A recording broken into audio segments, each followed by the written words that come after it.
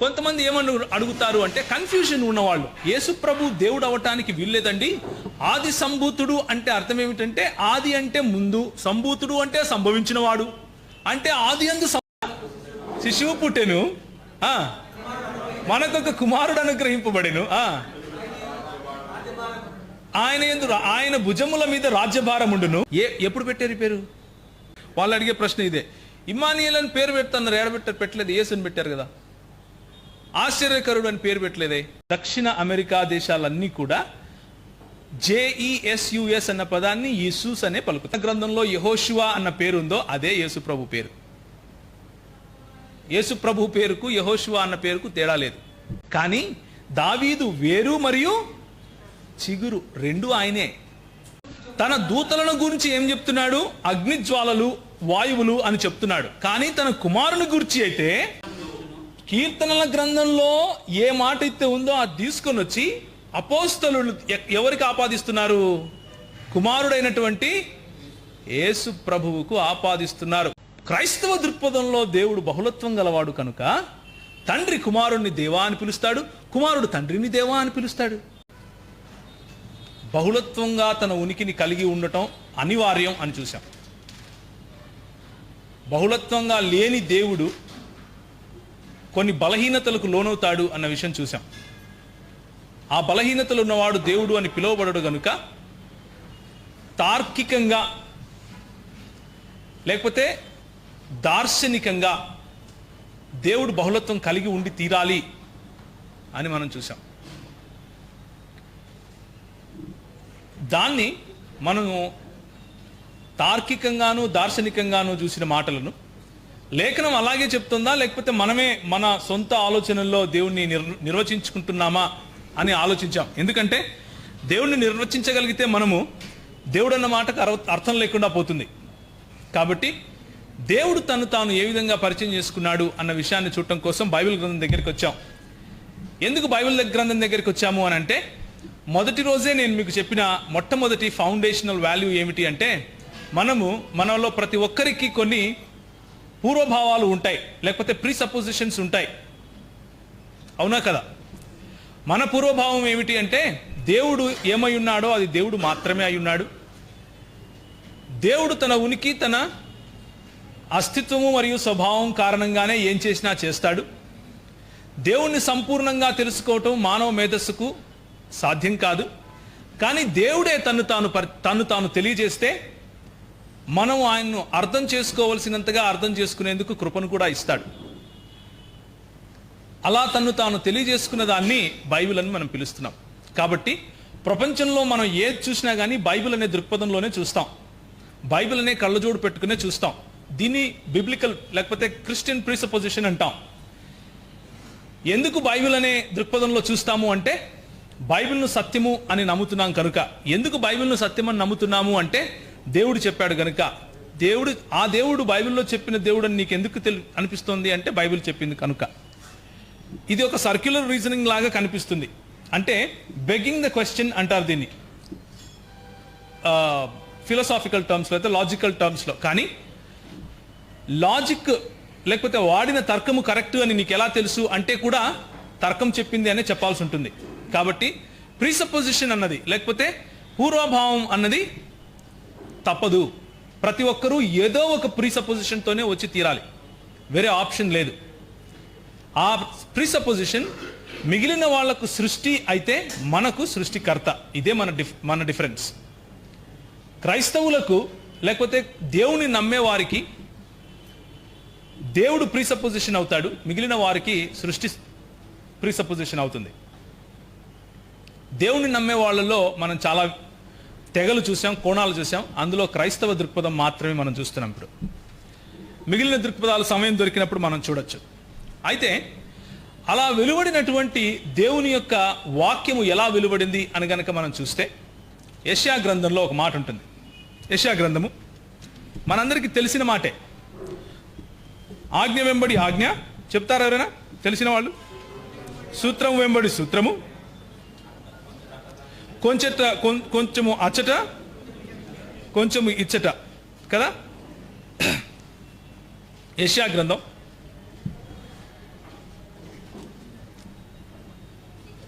28వ అధ్యాయం 13వ వచనం. 10వ వచనంలో కూడా ఉంటుంది, 13వ వచనం కూడా ఉంటుంది.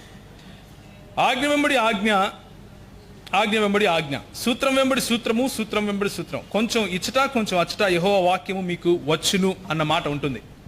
ఈ సూత్రం ఆధారంగా మనం అర్థం చేసుకోవాల్సిన అతి ప్రాముఖ్యమైన విషయం, ఇప్పుడు మనము స్పెండ్ చేయబోయే నెక్స్ట్ 1 hour ఈ సూత్రం పైనే ఆధారపడి ఉంటుంది. అదేమిటి అంటే, నీ వాక్య సారాంశమే సత్యము అని కీర్తనకారుడు చెప్తాడు. కీర్తనకారుడు ఏమంటాడు? నీ వాక్య సారాంశమే సత్యము అంటాడు. మనము కొన్నిసార్లు ఎలాంటి చట్రంలో లేకపోతే ఎలాంటి ఉచ్చులో ఇరుక్కుంటాము అంటే, ఒకే ఒక్క వాక్యంలో నాకు మొత్తం కావాలి అంటాం, ఒకే ఒక్క చోట నాకు మొత్తం తెలిసిపోవాలి అంటాం, ఒకే ఒక్క వర్స్, ఒకే ఒక్క వచనంలో మొత్తం సత్యం తెలిసిపోవాలి అన్నది మనం గీసుకున్న చట్రం. కానీ ప్రభువు అలా పనిచేయడు. ప్రభు ఏమంటాడు అంటే, నేనేదైనా ఒక మాట చెప్తే అది ఆజ్ఞ వెంబడి ఆజ్ఞ, సూత్రము వెంబడి సూత్రము మీకు వస్తుంది. కొంచెం ఇచ్చట పని చేయాల్సింది ఎవరు? మనం. అర్థం చేసుకోవాల్సింది ఎవరు? మనం. నీ వాక్య సారాంశము సత్యము అంటే ఒక వచనం పట్టుకొని దాన్నే సారాంశం అనటానికి వీల్లేదు. వాక్య సారాంశము అంటే మొత్తం బైబిల్ దృక్పథంలో దేవుడు అన్నది, దేవుడు అనే విషయం యొక్క సారాంశం. మానవుడు అని మానవుని గురించి చదవడం మొదలు పెడితే మొత్తం బైబిల్ గ్రంథంలో మానవుని గురించి ఏం చెప్తా ఉంది అన్నది వాక్య సారాంశం. మంచి అన్నది అన్న ఒక అంశాన్ని తీసుకుంటే మొత్తం బైబిల్ గ్రంథంలో మంచి గురించి ఏం రాసింది అన్నదే సారాంశం. కనుక కొంచెము ఇచ్చట కొంచెము అచ్చట వచ్చిన వాక్యాన్ని అధ్యయనం చేయడం కోసమే మనం ఈ సదస్సు పెట్టుకున్నాం. మన ప్రైమరీ మోటివ్ అది. దేవుని గురించినటువంటి ప్రత్యక్షతను దేవుని వాక్యంలో నుంచి అర్థం చేసుకునే ప్రయత్నం చేస్తున్నాం. ఇది నాకు ఒకటే వచనంలో కావాలి అని మనం అనుకుంటే అది మన పొరపాటే, కానీ దేవుని పొరపాటు కాదు. 6 దినములైన తరువాత ఆయన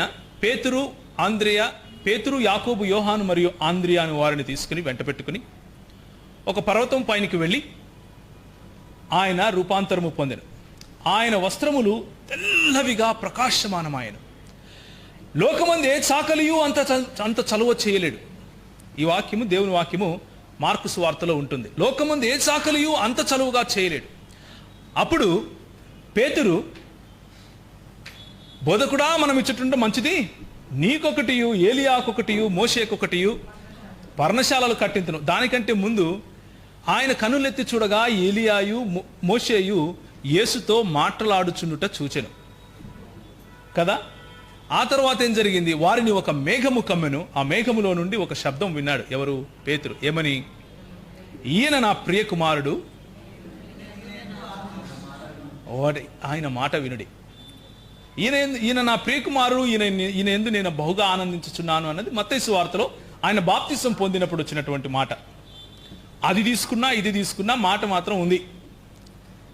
నేను ఎందుకు ఆ మాట చెప్తున్నాను అంటే, చాలాసార్లు మనం ఏమనుకుంటాము అంటే ఏది త్రిత్వం కాదో చెప్పడం కోసం చేసే ప్రయత్నం ఇదంతా. ఓకే, చాలాసార్లు మనం ఏమనుకుంటాము అంటే, కొంతమంది ఎలాంటి దేవుణ్ణి ఆరాధిస్తూ ఉంటారు అంటే తార్కికంగా అబద్ధాలు చెప్పే దేవుణ్ణి ఆరాధిస్తారు. అంటే తండ్రే కుమారుడిగా వచ్చాడు, కుమారుడే పరిశుద్ధాత్ముడు అనేటటువంటి అపోహలో జీవిస్తూ ఉంటారు. ఒకవేళ అలాంటి ప్రశ్న ఏదైనా ఉంటే మీకు పట్టుకుని ఉండండి. మధ్యాహ్నం అంటే ఈ పోర్షన్ అయిపోయిన తర్వాత మాట్లాడదాం. కానీ మనం ఇంతకు ముందు చూసుకున్నటువంటి మీకా 5:2 ప్రకారం ఎవరైతే తన ప్రత్యక్షతను పురాతన కాలము నుండి శాశ్వత కాలం వరకు చూపిస్తూ వస్తున్నాడో ఆయనను మెస్సియాగా గుర్తించారు. ఆ మాట కూడా మెస్సియానిక్ ప్రాఫెసీయే, అంటే మెస్సియాకు సంబంధించినటువంటి ప్రవచనం. అది ఎక్కడ సంపూర్ణం అయ్యింది అన్న విషయము సండే స్కూల్ పిల్లోడిని అడిగినా చెప్తాడు. ఏమని చెప్తాడు? పరిశుద్ధాత్ముడు ఎవరిని కమ్మారు? మరియను కమ్మాడు. అప్పుడు ఒక శిశువు జన్మించాడు. మనం ఎక్కడికి వెళ్తాం? క్రిస్మస్ సమయం వస్తానే యెషయా గ్రంథంలోకి వెళ్ళి ఒక మాట చదువుతాం. ఏమని చదువుతాం? మనకొక శిశువు పుట్టెను, మనకొక కుమారుడు అనుగ్రహింపబడెను, ఆయన భుజముల మీద రాజ్యభారముండును. నిత్యుడగు తండ్రి, సమాధానకర్తయగు అధిపతి అన్న పేరు ఎప్పుడు పెట్టారు? ఈ పేరు లిటరల్ గా ఆలోచించే వాళ్ళు ఎలా ఆలోచిస్తారు అంటే, నేను ముస్లింలతో పనిచేస్తానని చెప్పాను కదా చాలాసార్లు. వాళ్ళు అడిగే ప్రశ్న ఇదే, ఇమ్మానియల్ అని పేరు పెడుతున్నారు, పెట్టలేదు, యేసు అని పెట్టారు కదా, ఆశ్చర్యకరుడు అని పేరు పెట్టలేదే అంటే, లిటరల్ గా ఆలోచించటానికి క్రైస్తవ దృక్పథానికి ఉన్న తేడా. నిజానికి యేసు అన్న పదము కూడా అది మనకు గ్రీకు, లాటిన్ భాషల నుంచి వచ్చింది. మనం ఏ విధంగా అయితే రామ అన్నదాన్ని రాముడు అంటామో, వాళ్ళు యేసు అన్నదాన్ని యేసుస్ అంటారు. అంటే పుంలింగానికి ఆఖరిన సా కలుపుతారు భాషలో. నేను ఒకవేళ తిమోతి అన్న పేరు ఉంటే తిమోతియుస్ అంటారు, తీతు అన్న పేరు ఉంటే తీతుస్ అంటారు. ఇది గ్రీకు భాష లేకపోతే గ్రీకు లాటిన్ భాషలు మాట్లాడే వాళ్ళ పద్ధతి. కాబట్టే యేసు అన్న పేరుకు యేసుస్ అయింది.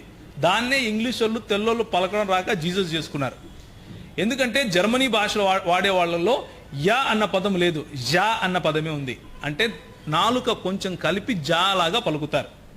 అందుకే వాళ్ళు JESUS అని రాసినప్పుడు జీసస్ అని పలకరు, ఈసూస్ అనే పలుకుతారు. తెల్లోళ్ళు మాత్రం జీసస్ అని పలుకుతారు. అది వాళ్ళకున్న సమస్య, పేరులో ఉన్న సమస్య కాదు. ఈసూస్ అనే పలుకుతారు. ఈనాటికి కూడా లాటిన్ అమెరికా దేశాలన్నీ, అంటే దక్షిణ అమెరికా దేశాలన్నీ కూడా JESUS అన్న పదాన్ని ఈసూస్ అనే పలుకుతాయి. నిజానికి ఆ పదము అరమాయిక్ భాషలో యెహోవా అని అంటారు, లేకపోతే హెబ్రీ భాషలో కూడా యెహోవా అని అంటారు. యెహోవా పంపిన రక్షణ అని అర్థం. ఏదైతే పాత నిబంధన గ్రంథంలో యెహోషువ అన్న పేరు ఉందో అదే యేసు ప్రభు పేరు. యేసు ప్రభు పేరుకు యెహోషువ అన్న పేరుకు తేడా లేదు. యెహోషువ అన్న పేరే మోషే వెంట తిరిగిన యోషువ పేరు, మన ప్రభు అయిన యేసు ప్రభు పేరు. రెండిటికి అర్థము ఒకటే. యెహోవా పంపిన లేకపోతే యెహోవాయే రక్షకుడు అన్న అర్థం దానికి. ఇప్పుడు కీర్తనల గ్రంథానికి వెళ్దాం. నేను ఎందుకు ఈ మాటలు చెప్తున్నానో కొంచెం తేట తెల్లగా చూసే ప్రయత్నం చేద్దాం. కీర్తనలు మెస్సియా అంటే, కీర్తనల గ్రంథంలో ఏ మెస్సియా గురించి అయితే మనం మాట్లాడుకుంటున్నామో, మీకా గ్రంథం 5వ అధ్యాయం 2వ వచనం నుంచి ఆ మెస్సియాను ఏ విధంగా దావీదు రాజు మరియు ప్రవక్త అయ్యున్నాడు కదా, ఆయన ఏ విధంగా సంబోధిస్తున్నాడో చూద్దాం. 110వ అధ్యాయం మొదటి వచనం నుంచి 5వ వచనం వరకు.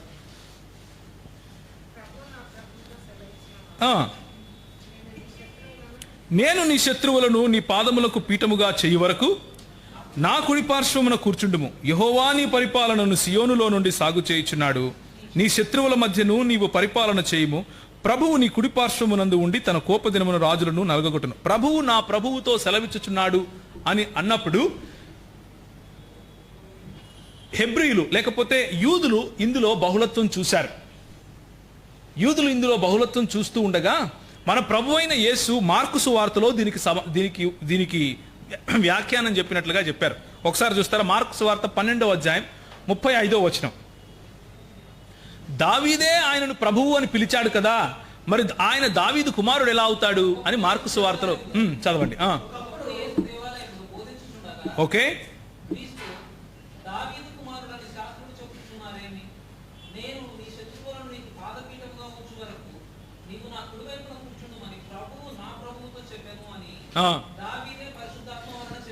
దావీదే పరిశుద్ధాత్మ వలన ఈ మెస్సియాను ఏమని పిలుస్తున్నాడు? ప్రభువు అని పిలుస్తున్నాడు. దావీదే ఈ మెస్సియాను ప్రభువు అని పిలుస్తున్నాడు. మీరేమో మెస్సియా ఏమంటున్నారు? దావీదు కుమారుడు అంటున్నారు. కానీ దావీదు వేరు మరియు చిగురు రెండు ఆయనే. అంటే దావీదుకు మూలము ఆయనే, దావీదు నుండి వచ్చేది ఆయనే అన్న మాటకు అర్థాన్ని మన ప్రభువు వివరిస్తున్నాడు. 45వ అధ్యాయం కీర్తనలు 45, 6, 7 వచనాలు ఒకసారి చూద్దాం. కీర్తనలు 45వ అధ్యాయం 6, 7 వచనాలు. దేవా నీ సింహాసనము నిరంతరము నిలుచును, నీ రాజదండము న్యాయార్థమైన దండము. నీవు నీతిని ప్రేమించి భక్తిహీనతను ద్వేషించుచున్నావు. మీ చేయి అక్కడే పెట్టండి. చెయ్యి అక్కడే పెట్టి ఒకసారి హెబ్రీయులకు రాసిన పత్రికకి వెళ్దాం. హెబ్రీయులకు రాసిన పత్రిక మొదటి అధ్యాయం. హెబ్రీయులకు రాసిన పత్రిక మొదటి అధ్యాయం 8వ వచనం నుంచి చదవాలి.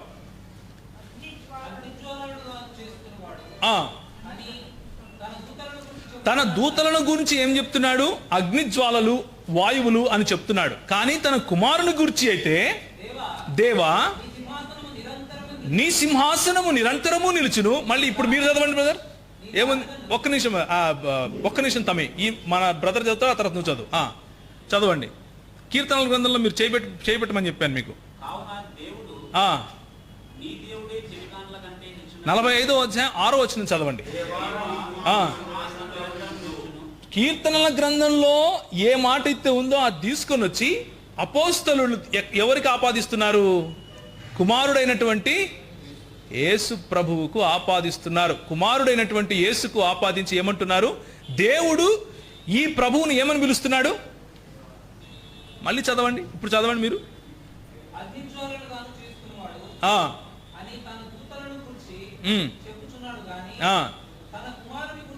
తన కుమారుని గురించి చెప్పుచున్నాడు గాని ఎవరు చెప్తున్నారు? దేవుడు తన దేవదూతలను వాయువులుగాను అగ్నిజ్వాలను గాను చేసుకున్నాడు. కానీ అదే దేవుడు తన కుమారుని గురించి అయితే ఏం చెప్తున్నాడు అంటే, దేవా అని ఎవరిని పిలుస్తున్నాడు? దేవుడు తన కుమారుణ్ణి ఏమని పిలుస్తున్నాడు? నేను ముస్లింలతో పనిచేస్తుంటానని చెప్పాను కదా, ఒకసారి అన్నాడు ఈయన, మరి యేసు ప్రభు దేవుడు దేవుడు దేవుడు అని చెప్తుంటారు కదా మీరు, ఆయన పోయి ప్రార్థన చేశాడే, ప్రార్థన చేస్తే ప్రార్థన చేసేవాడు దేవుడా, ప్రార్థన వినేవాడు దేవుడా అని అన్నాడు. అప్పుడు నేను అడిగాను, అంటే యేసు ప్రభు దేవా అని తండ్రిని పిలిచాడు కాబట్టి యేసు ప్రభు దేవుడు కాకుండా పోతాడు, అదేనా నీ లాజిక్ అన్నాను. అవును అన్నాడు. ఒకవేళ తండ్రి యేసును దేవా అని పిలిస్తే ఆయన కూడా దేవుడు కాకుండా పోతాడా అని అడిగాను. అవును అన్నాడు. మరి అయితే ఇక్కడ ఉందిగా అన్నాను, తండ్రి కూడా కుమారుణ్ణి ఏమని పిలుస్తున్నాడు? నేను ఒక మనిషిని, మీరు ఒక మనిషి, నన్ను ఓ మనిషి ఇక్కడ రా అంటే మీరు మనిషి కాకుండా పోతారా? పోరు. అది లాజిక్ కాదు. అది ఆ లాజిక్ ఎందుకు వచ్చింది అంటే, ఆ తర్కం ఎందుకు వచ్చింది అంటే, దేవునిలో బహుళత్వం అన్న కాన్సెప్ట్ తెలియదు కనుక. దేవునిలో బహుళత్వం ఉంటే దేవుడు దేవుణ్ణి దేవా అని పిలవక ఏమని పిలుస్తాడు? దేవా అనే పిలుస్తాడు. బహుళత్వం లేకపోతే ఏమని పిలవాలి? దేవుడు కానీ ఇంకేదైనా పిలవచ్చు, కానీ దేవా అని పిలవటానికి వీల్లేదు. క్రైస్తవ దృక్పథంలో దేవుడు బహుళత్వం గలవాడు కనుక తండ్రి కుమారుణ్ణి దేవా అని పిలుస్తాడు, కుమారుడు తండ్రిని దేవా అని పిలుస్తాడు. సమస్య ఏంటి?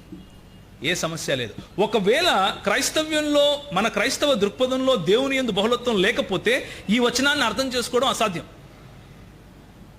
ఈ వచనాన్ని అర్థం చేసుకోవటం అసాధ్యం. మనం నిజానికి హెబ్రీ పత్రికలో మొదటి అధ్యాయాన్ని చించి పారేయాలి, దేవునిలో బహుళత్వం లేదు అని అనుకుంటే.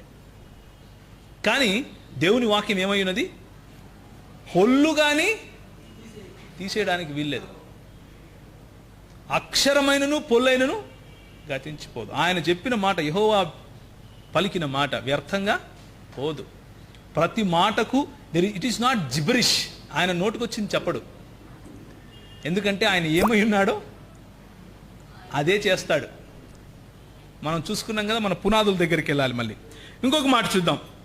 ఇదే హెబ్రీయులకు రాసిన పత్రికలో ఉన్నటువంటి మాటను చూద్దాము. కీర్తనల గ్రంథము 2వ అధ్యాయం. కీర్తనల గ్రంథము 2వ అధ్యాయం 7 నుంచి 10 వరకు చదవాలి.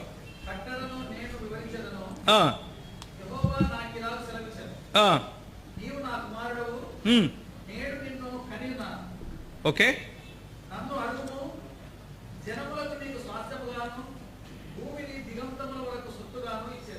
చాలు.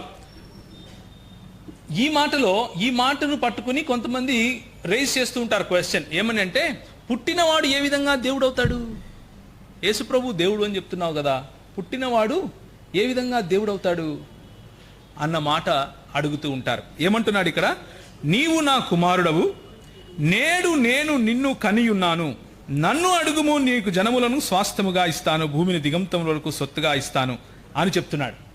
ఇదే మాట హోషేయ 1వ అధ్యాయం 7వ వచనంలో కూడా మనం చూడగలం. అయితే ఒక మాట వెళ్ళటానికి ముందు ఒకసారి ఆలోచించండి. మన ప్రభువు శిశువుగా జన్మించిన దినాన్ని గురించినటువంటి లేకపోతే సమయంలోనికి ఆయన ప్రవేశించినటువంటి దినం గురించి మాట్లాడుతున్నారే కానీ సమయానికి ముందు ఆయన లేడు అని కాదు. అందుకనే కొలస్సీలకు రాసిన పత్రికల ఒకసారి చూస్తారా, కొలస్సీలకు రాసిన పత్రిక ఆయన దేనికి, కొలస్సీలకు రాసిన పత్రిక 1వ అధ్యాయము, ఆయన అదృశ్య దేవుని స్వరూపమును సర్వ సృష్టికి ఆది సంభూతుడై ఉన్నాడు. అంటే సృష్టి కలగటానికి ముందు కూడా ఆయన ఉన్నాడు. ఈ మాట చూపిస్తే కొంతమంది ఏమని అడుగుతారు అంటే, కన్ఫ్యూజన్ ఉన్నవాళ్ళు, యేసు ప్రభు దేవుడు అవటానికి వీల్లేదండి, ఆది సంభూతుడు అంటే అర్థం ఏమిటంటే, ఆది అంటే ముందు, సంభూతుడు అంటే సంభవించినవాడు, అంటే ఆది యందు సంభవించినవాడు, అంటే ఏ దేవుడు చేసిన మొట్టమొదటి కార్యము యేసు ప్రభువు అని చెప్పే ఒక ఆలోచన కూడా ఉంటుంది. నేను ఇప్పుడు ఏం ట్రై చేస్తున్నాను అంటే, ఏది త్రిత్వం కాదో చెప్తున్నాను మీకు. ఓకే, ఆది సంభూతుడు అంటే ముందుగా సంభవించిన వాడు కాబట్టి ఆయన కూడా ఒకానొకప్పుడు కలిగిన వాడే అని చెప్పే ప్రయత్నం చేస్తారు. కానీ బైబిల్ వాడినటువంటి పదాలు బైబిల్నే డిఫైన్ చేయనివ్వాలి. మన సంస్కృతి, మన భాష ఆధారంగా డిఫైన్ చేయకూడదు. బైబిల్ మాటలకు నిర్వచనం బైబిలే ఇవ్వాలి. దాని క్రింద మాటలు చదవండి. ఏలయనగా ఎందుకు ఆయన ఆది సంభూతుడు అంటే, ఆది సంభూతుడు అన్న మాటకు నేను ఇప్పుడు నిర్వచనం ఇస్తున్నాను అని బైబిల్ నిర్వచనం ఇస్తోంది. ఎందుకంటే ఆకాశమందు భూమి యందు దృశ్యమైనవి అదృశ్యమైనవి, సింహాసనములు, ప్రభుత్వములు, ప్రధానులు, అధికారులు సర్వము ఆయన యందు ఎవరు ఇప్పుడు సృష్టికర్త ఎవరు? సృష్టికర్త ఎవరు? ఈ వాక్యం ప్రకారం ఆయన యందు సృష్టింపబడ్డాయి, ఆయన యందు సృష్టింపబడను. కొంతమంది ఏమంటారంటే, దేవుడు ముందు యేసు ప్రభువుని చేశాడు, ఆయన లోపల ఇవన్నీ చేశాడు. ఇక్కడ వరకు చదివితే అలా అర్థమవుతుందేమో. నెక్స్ట్ చదవండి. సర్వము ఆయన ద్వారా ఆయనను బట్టి సృజింపబడను. నిన్న మనము ఒక ఫౌండేషన్ వేసుకున్నాం మన పూర్వవాదాల్లో. ఏమని వేసుకున్నాం?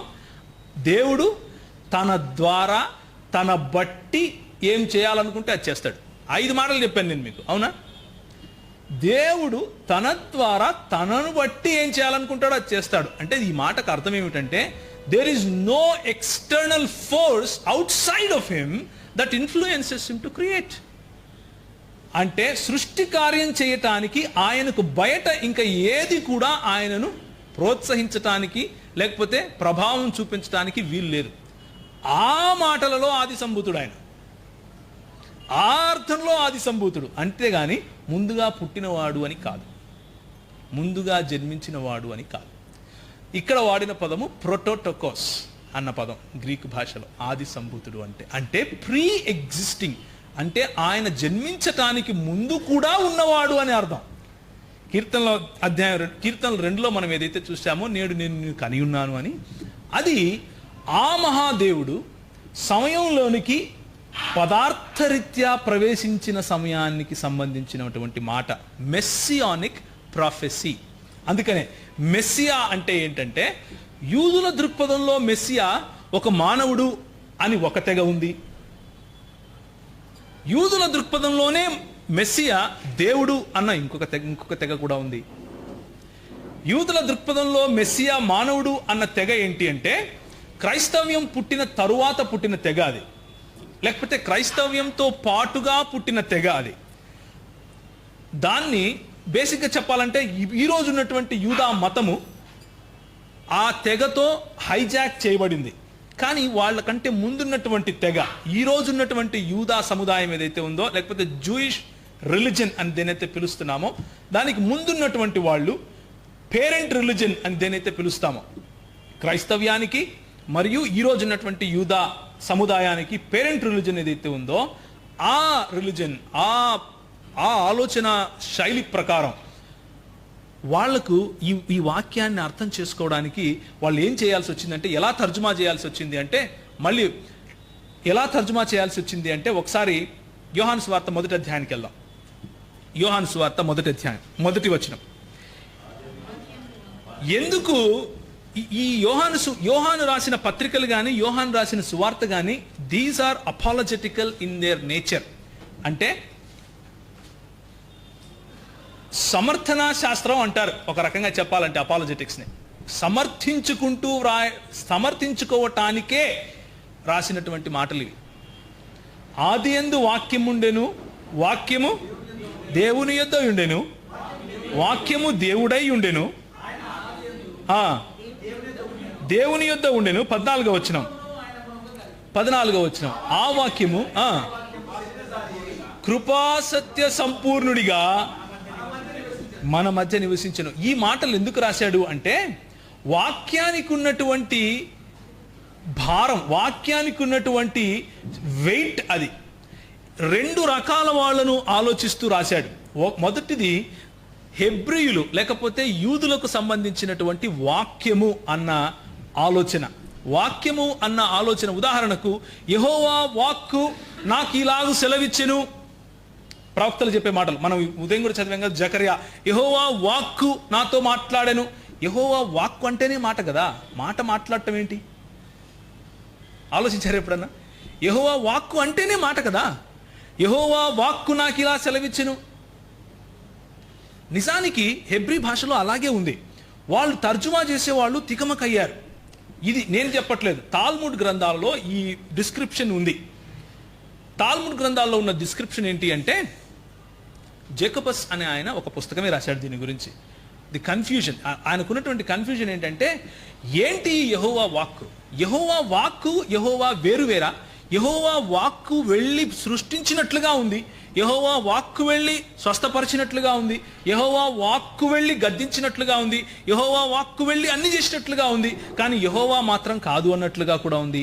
యెహోవా మరియు యెహోవా వాక్కుల మధ్య ఒక డిస్టింక్ట్ లేకపోతే ఒక డిస్టింక్షన్ కనిపిస్తూ ఉంది, వేరు వేరు అన్నట్లుగా కనిపిస్తూ ఉంది. ఏంటిది అని వాళ్ళ తాల్ముడ్ గ్రంథాల్లో రాసుకుంటే, దాన్ని అడ్రస్ చేస్తూ యోహాను తన సువార్త రాస్తాడు. ఏమని?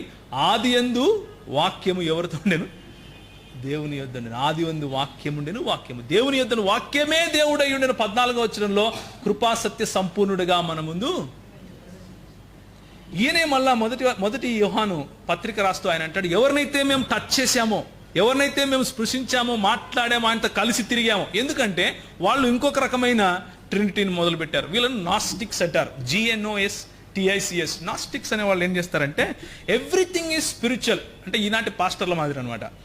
నథింగ్ ఫిజికల్, అంటే అసలు భౌతికంగా ఏది ఇంట్రెస్ట్ కాదు, ఏది లేదు బ్రదర్, అంతా వేస్ట్ బ్రదర్, ఇదంతా వేస్ట్, అంతా స్పిరిచువల్ అనమాట. అంటే ఆనాడు సిలువలో చనిపోయిన వాడు కూడా క్రీస్తు కాదు, ఓన్లీ యేసే.